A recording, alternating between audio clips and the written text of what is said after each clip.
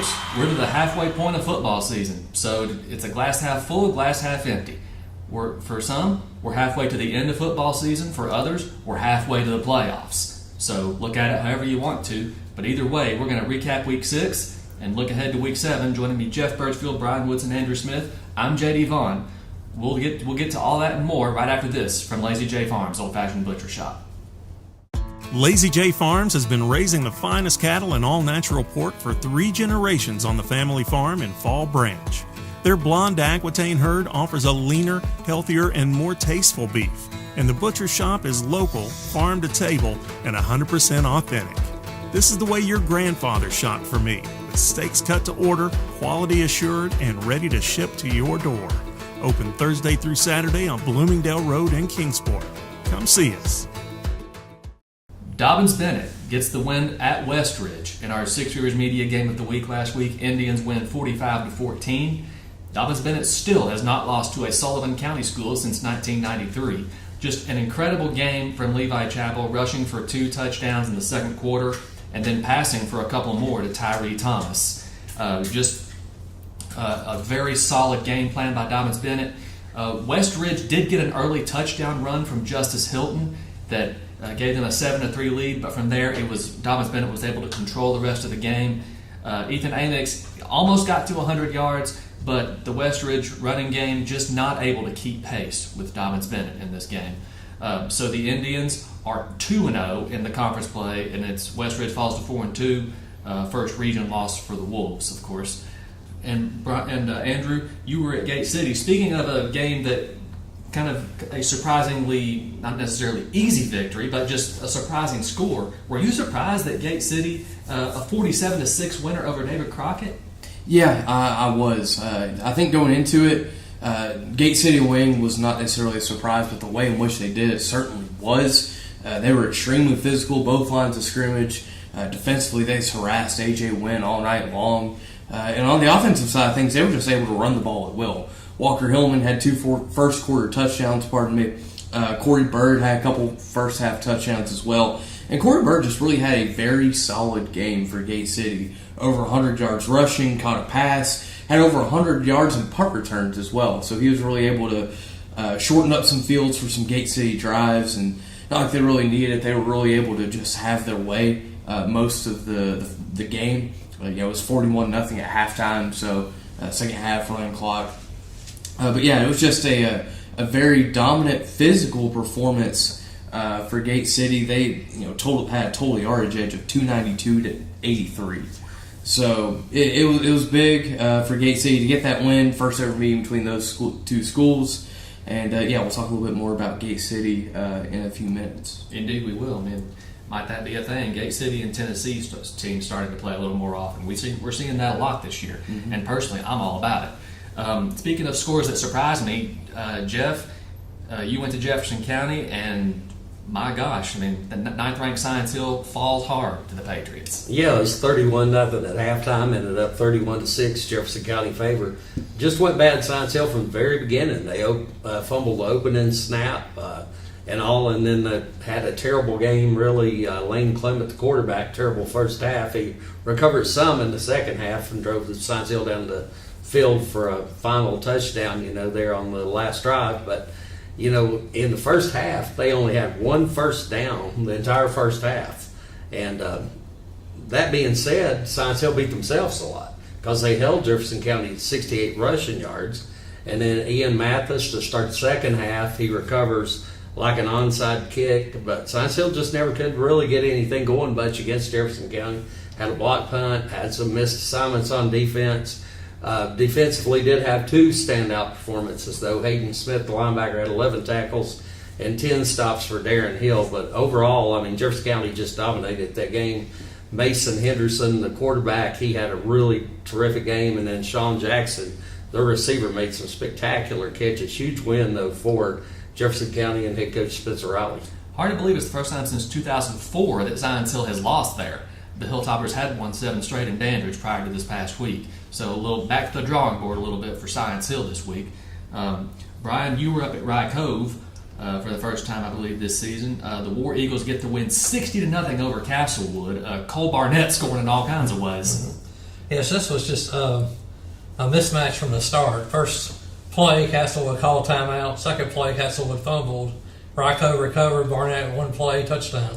And that's the way it went the whole game. Ryko only ran 18 plays the whole game, but they scored 9 touchdowns 5 different ways. You named a player, and they had a big game. And in the second half, a couple of their backups for the future looked pretty good. They scored a couple of long touchdowns. Castlewood only had 17 yards. They would have had negative yards if not for one long run against the backups in the fourth quarter. This was just, Castlewood's a very young team. They also had 2 injuries. They actually had to carry him off the field, literally carry him off the field. So it was a rough night for Castlewood. Rackhove, like Gary Collier said, they just took care of business and ready for the next one. Yeah. Speaking of taking care of business, Jeff, shout out to the Daniel Boone Trailblazers. The losing streak is over. Daniel Boone gets the region win. So possibly a step toward the playoffs, maybe down the road.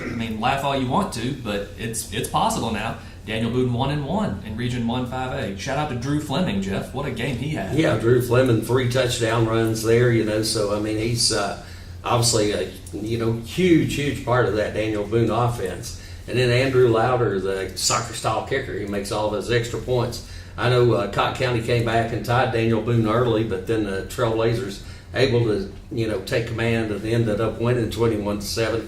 Great win. Looking ahead a little later in the season, the Musket Bowl now ends up like a little bigger matchup maybe than we thought it was going to be. Yeah, perhaps. All 3 touchdowns, of course, for Drew Fleming, more than 200 rushing yards and 2 interceptions on defense, let me add. So he was easily our 5-star player of the week. There wasn't much debate about that. Then just Andrew over in Carter County, Hampton, Cloudland, and Happy Valley get wins. 2 of those on the road, but a huge win for Hampton in region play. Yeah, it really was. Kind of came into that knowing the stakes that came with that Hampton North Green game. Chance to potentially get in the inside track to win the conference championship, and Hampton no issues at all there. 46-6, a big time winner. Connor McKinney, the quarterback there, 193 rushing yards. Isaiah Belcher, who's had to step up in the absence of Peyton Townsend, 138 rushing yards, 2 touchdowns. It was just dominance from the start, really, for Hampton there. Mentioned that big win, give them a chance to have that inside track to win Region 1 1A. But hey, Cloudland looks like they might have something to say about it. You look, they're 2-3, but they're 2-0 in region play after that win at Jellicoe. Grayson Cole, the game winner there, good for him. He kind of been battling some injuries from early in the year. Him be able to make a big impact like that, had another touchdown earlier in the game as well. That Hampton-Cloudland game at the very end of the year looks like it could be a one with region championship implications potentially. Happy Valley goes up to Thomas Walker. Little issue there. Keelan Rolford, 173 rushing yards. Lane Parker, a pick 6. It was just kind of cruise control, business as usual for Happy Valley, who can you explain to me why they're still unranked? Oh, they didn't even get 10 points this week. No, I cannot explain that to you. And so keep doubting. They just keep winning, Andrew. I don't know what it is. I don't know about that one. But speaking of doubting, keep doubting the Cherokee Chiefs. They get the win over Seymour this past week, 28-21. Jaden Weston becomes the first rusher this year to hit 1,000 yards. He runs for 2 touchdowns in the second half. A big conference win for the Chiefs. Any conference win is a big win. They get the win 28-21. Elizabethton takes care of business against Northview Academy, 34-7. Pretty balanced effort for Rhett Slagle and the Cyclones. And of course, their do everything receiver and defensive back Zach Wallen. Brian, Unicoi County with a conference win at Pigeon Forge. And how about those Tennessee High Vikings taking 3 wins in a row? This time they beat Abingdon. Unicoi bounced back from their heartbreaking loss to Happy Valley. Blaze Rice scored 3 touchdowns, and they took care of Pigeon Forge 42-21. Colby Jones had 2 TD passes as well, so they got back on track. Tennessee High just keeps playing well. They were only up, they were down 7-6 at halftime, and just dominated the second half and won 43-7. Elijah Plumbar had 130 yards. Preston Fagans had 11 tackles, caught 3 passes. Jack Richardson threw for 3 touchdowns.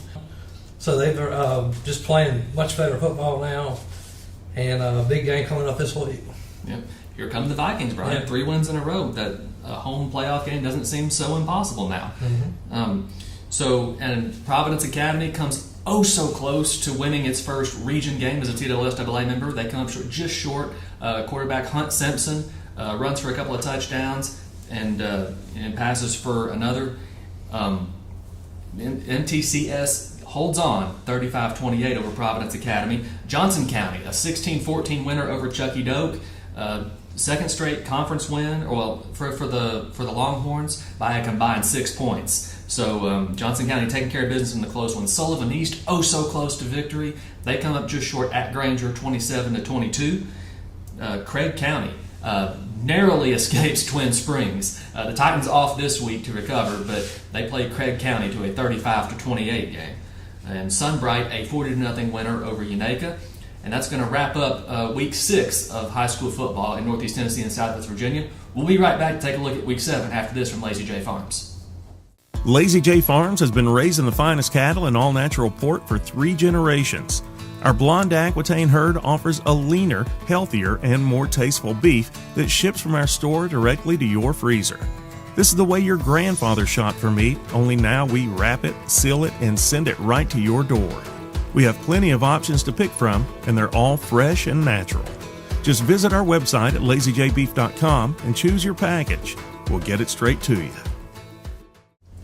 Our Six Rivers Media Game of the Week this week takes us to Bullitt Park for a battle of two teams who are undefeated in the Mountain 7 District. Gate City, 8 points away from being undefeated overall, 4-1. They are on the road to take on the Union Bears. Brian, what are you looking forward to in this one?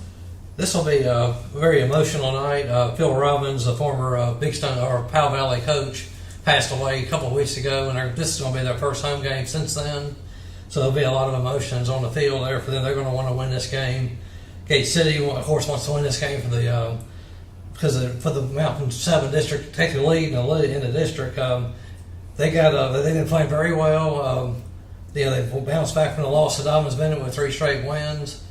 Union is 5-0, but if you look at their schedule, their combined record of their opponents is 4-20, so they've not been challenged at all, other than beating Graham, the defending state champion. So this is going to be their first test. Gate City's already been tested, so it'll be in the trenches where it's won like it always is. Gate City might have a little more athletic ability with Corey Bird, although Cam Bostic, the quarterback for Union, is a pretty good athlete.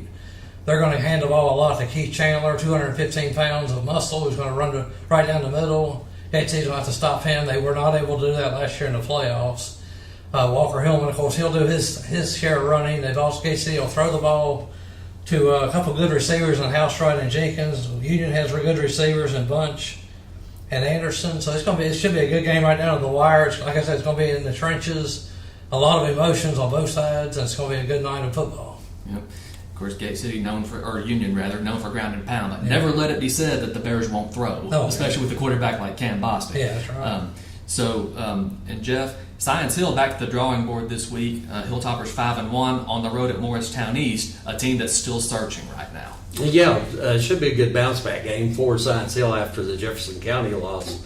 And good news for Science Hill, this might be an opportunity for Aiden Perry to get back on the field, which will allow Science Hill to move Malik Anderson out to play wide receiver more, which was the original plan.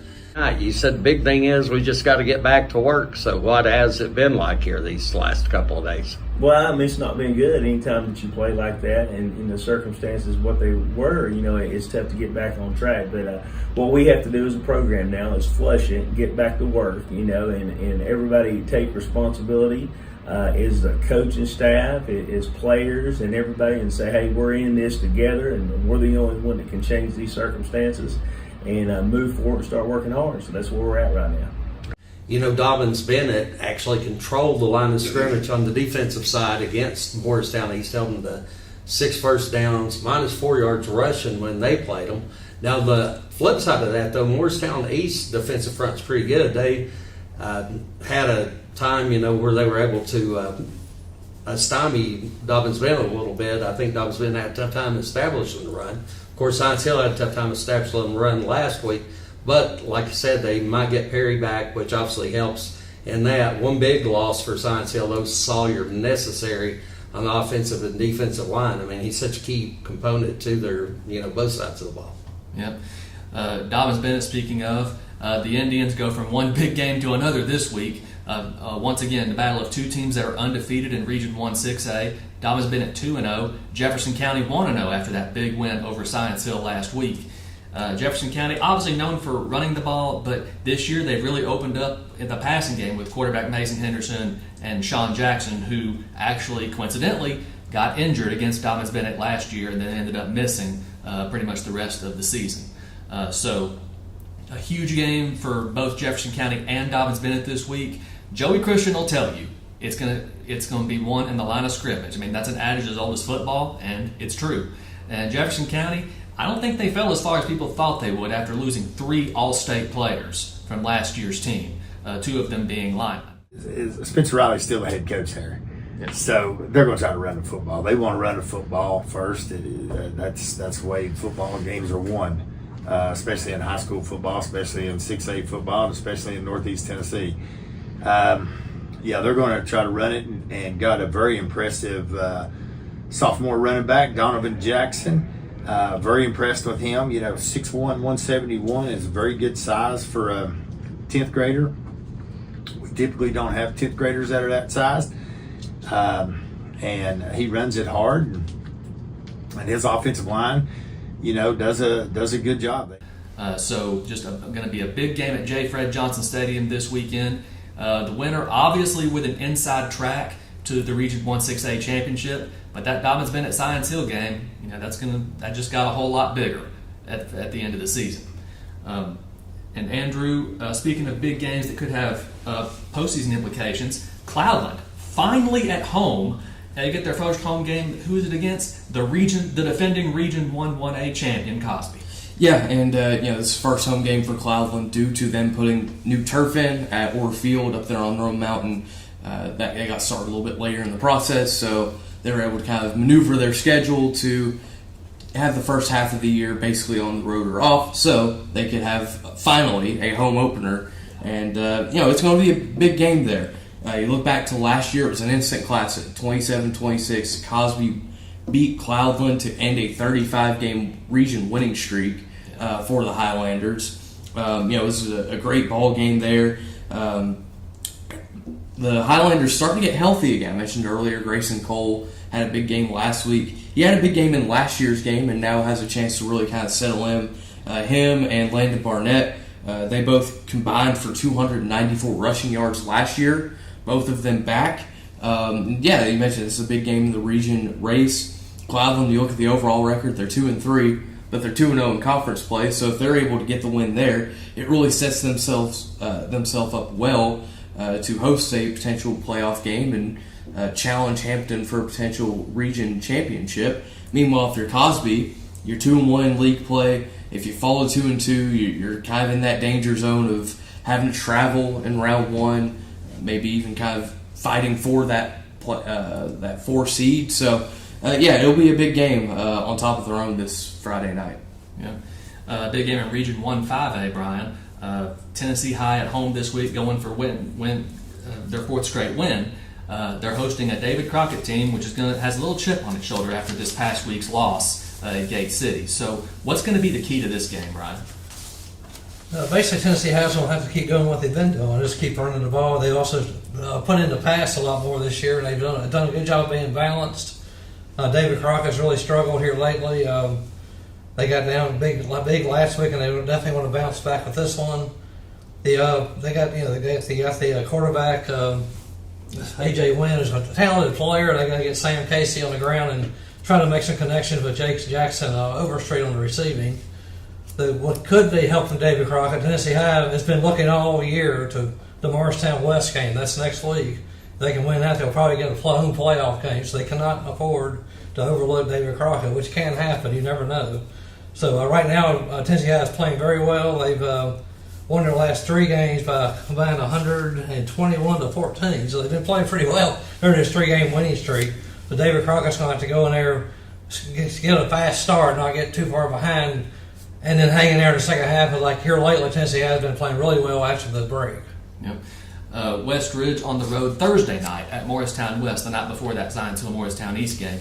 The Wolves, quarterback Justice Hilton, running back Ethan Amix, they're going to be looking to get back on track. against the Trojans. It'll be a non-conference game.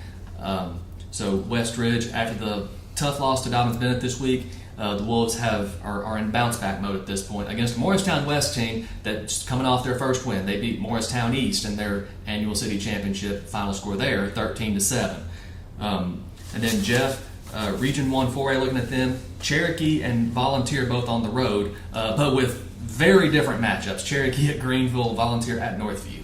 Yeah, I mean, but I do think both of them is going to be tough matchups. Obviously, Greenville, though, is one of the best teams in the state. We saw that again last week. They played the defending 5A class state champions, Sevier County. Lost to them 30-27 in overtime. Caden Ball, though, still come through with 155 rushing yards, a touchdown, 94 passing yards, 2 touchdowns. So, I mean, Greene County, their record speaks for itself, just how good they've been over the years. Cherokee's 5-1. Their only loss being to Elizabeth. And, we went over the game with Seymour last week where Jaden Weston, 161 rushing yards, 3 touchdowns, been playing terrific. Of course, Landon Jeffers, the quarterback, he's still performing at a high level, had a touchdown pass last week. And then you look at Volunteer and Northview, and a lot of people look at those records and think, well, Volunteer's 4-1, Northview's 2-4, that, Volunteer might be heavily favored in that, but this is a good Northview team. I think, you can't overlook them. If you look at common opponents, and I know that's dangerous sometimes, but I think Volunteer lost, to Elizabeth, and then, of course, Northview has the, win or lost also last week to Elizabeth, 34-7. So I expect this to be a competitive game. Yeah, absolutely. And any conference game is a big game. So Volunteer was off this past week. The Falcons looking to get back on the grind. Most recently, they did win at Seymour 41-31 before their bye last week. Andrew, speaking of Elizabethton, the Cyclones on the road at Granger, and Hampton, the 6th-ranked team in Class 1A, on a region game at Unaka. Yeah, Elizabethton going in still undefeated in league play against Granger here. Last year it was a non-competitive game. It was 56-7. I would expect more fight out of the Grizzlies this year. I really would. Now, worth noting, Rhett Slagle last week, had a balanced effort, but toward the end of the game appeared to have to leave with injury. We're not quite sure what that is. If he's unable to go, you would expect the run game to be the big factor for Elizabethton. Jay Bird Wallen, the running back there, has had a solid season. It's a little bit under the radar maybe. But, if there is no Slagle, it'll be Bryson Blevins, the freshman. Got some run at the end of last week's game, would likely be the guy to step in. But, obviously if Rhett Slagle's in there, you feel really confident about this Elizabethton team and just the continuity that's there. Just a little bit unknown at this point in the week as we're recording it. Hampton on the road at Unaka. Revenge game for Connor McKinney, the quarterback for Hampton. Spent the last 2 years at Unaka. A chance for him to head back up to Stony Creek and be victorious there. And if you're Hampton, it's a region game. You can't get caught sleepwalking there. Obviously, Unaka is a county rivalry. They're going to be up for this game. So, you have to take Unaka very seriously if you're Hampton, even if you look at the 0-6 record and think, and we can just kind of waltz our way through it. In most Carter County games, don't worry about the record. You just play who's in front of you. Hampton does not care about Unaka's record. Hampton cares about going out and winning. Mm-hmm. So obviously Hampton the heavy favorite for obvious reasons. Brian, kind of a Mountain 7 Cumberland District collision this week. Rye Cove welcomes Lehigh. No Brennan Pendergraft this year for Lehigh, but there's a Carter Pendergraft on that team. So what can we look for out of Rye Cove this week? Yeah, Rye Cove is going to just go out there and run the ball, do what they do, and try to get that 5th win and get ready next week for the big, huge Cumberland District showdown at Eastside. Lehigh has won one game this year against Thomas Walker. They did lose Pendergraft. His brother's pretty good too. They got Connor Early, who's a terrific receiver as well. And Lehigh can. Last year, they threw the ball a lot. This year, they're not throwing quite as much. Rye Cove, of course, will keep the ball on the ground, not run any more than they have to, or not pass any more than they have to, and they will look to get this big win and get ready for next week. Yeah. Other games around the area, Happy Valley at home, its final non-conference tilt of the year. 7 games, 7 non-conference games. Then the Warriors will get into region play. But the final tune-up, Happy Valley welcomes Hancock County this week. Sullivan East is back at home. A conference win against Seymour. I mean, they're all must wins for Sullivan East at this point, especially if they want to make the playoffs. So that starts this week at home against Seymour. Providence Academy. They have another conference game this week, this time against Concord Christian. It's technically on the road, but it's a neutral site at Carson-Newman University. That's going to wrap up this week's edition of the Sports Huddle. Go out and enjoy some football, and tune in next week. Thank you once again for tuning in. Lazy J Farms has been raising the finest cattle and all-natural pork for 3 generations on the family farm in Fall Branch. Their blonde Aquitaine herd offers a leaner, healthier, and more tasteful beef. And the butcher shop is local, farm to table, and 100% authentic. This is the way your grandfather shopped for me, with steaks cut to order, quality assured, and ready to ship to your door. Open Thursday through Saturday on Bloomingdale Road in Kingsport. Come see us. We'll do it live. And